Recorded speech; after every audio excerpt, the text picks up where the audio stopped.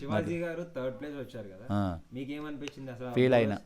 Feel అయినా అది second రావాలనుకున్నా, రాలేదు, ఫీల్ అయినా.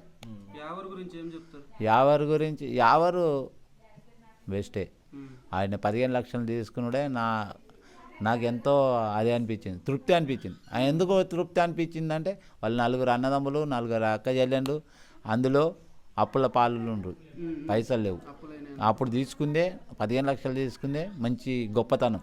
లేకపోతే ఆయనే ఎగిరిపోవు డమాల్మన్. 15 లక్షలు పోవు. అంటే అమర్దీప్ రన్నర్ అయ్యాడు కదా, అర్హుడేనా అమర్దీప్ రన్నర్కి? ఆయనకు తెలుగు రాకున్నా కానీ అమర్దీప్